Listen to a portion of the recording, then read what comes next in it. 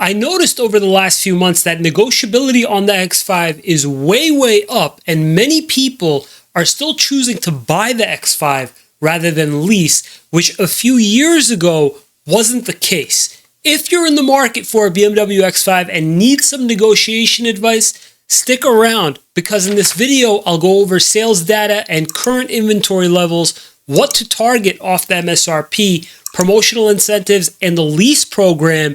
And at the very end, I'll tell you what I would do personally if I were in the market. If you're new here, my name is Ari, and for more than 10 years, I've helped thousands buy and lease brand new cars, first as a dealer, then as a broker, and now on this YouTube channel. In the description below, you'll find various resources to help you while you're shopping around for the very best deal.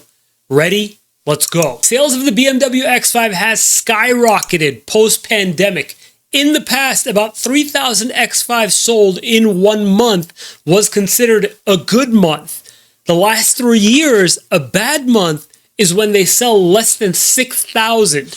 Mercedes and BMW have constantly been neck and neck competing. However, this past couple of years, the X5 has consistently been outperforming the GLE.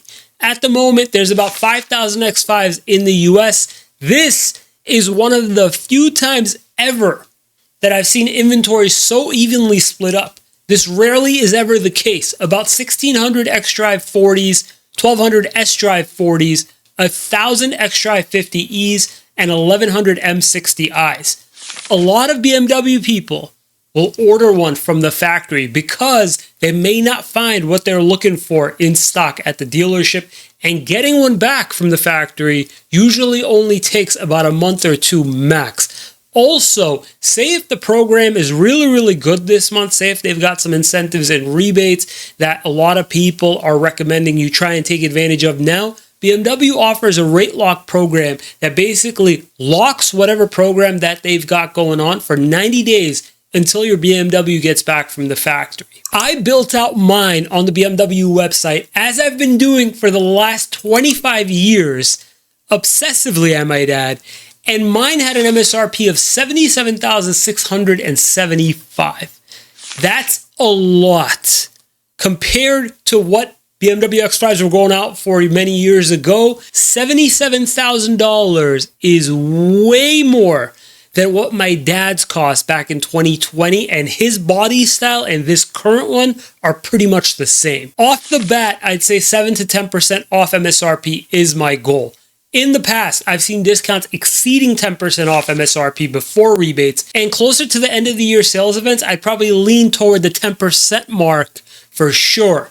If you've watched one of my previous videos, you'll know that incentives and lease programs can change drastically. According to a video I made on the X5 3 years ago, I was warning buyers not to lease the X5, and dealers nationwide only had 1,700 of them in stock.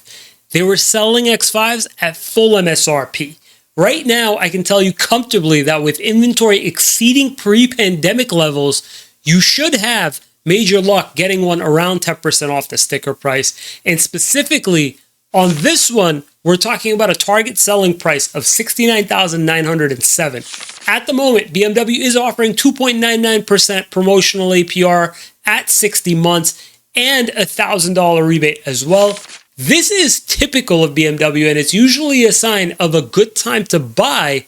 However, this figure typically goes up to around $2,500 at its highest, which will usually be the case toward the end of the year. Now until the new year, keep your eye out on the BMW website's special offers section and pounce when you see the purchase credit go up. BMW is currently offering loyal customers a whopping $500 for renewing their contracts, just FYI. That number is usually around $1,500, so I don't know why they're being so stingy with loyal customers. The lease program continues to suck big time at the moment. We're dealing with a 52% residual at 36 months and 10,000 miles a year, and a lower than average 0.00180 money factor. BMW money factors have been a little bit all over the place the last few years, and they've been lingering around this 0.00180 figure for a little while now. Now, plugging this all into the lease calculator, assuming you got 10% off MSRP, assuming you're paying your inception fees due at start, and assuming you're hitting like and subscribe, we'd be talking about $1,018 a month. And that's not including your state sales tax. Just out of curiosity, I swapped in the Mercedes GLE's lease program using the same price and discount, but just using the Benz's residual and money factor, and the payment came out to $3 more a month. Very similar programs on these two right now. Don't think that's a coincidence, though. I wouldn't say don't lease it. I think that leasing has its benefits too. However, just recently, my father bought out his X5 lease because it treated him exceptionally well since he got it in 2020. Now, he bought out his lease, but he also bought an extended warranty through the dealership as well. I'll tell you this, I probably would have told my dad to just buy the car off the bat when he first took delivery of it back in 2020. He would have saved a little bit on acquisition and disposition fee, as well as having to register it all over again. Also, he probably would have got a much better interest rate at the time. And with all that being said, you are in that same position right now, and there's an incredible promotional rate being offered. And if you just buy it up front, you can save yourself a couple thousand in fees and extra interest charges. As far as used, you guys, there really aren't too many X5s on the used market. That's how you know that a lot of people have been doing exactly what my dad did, and it's not too uncommon to see a decent used one, 3 years old and under 40,000 miles and certified, is going out for about $46,000. If you want some advice on your deal, you can book a call with me by clicking the link in the description below. It's not a guarantee that I'll save you any money. However, it certainly could be a huge peace of mind. If you found this information useful, please consider subscribing.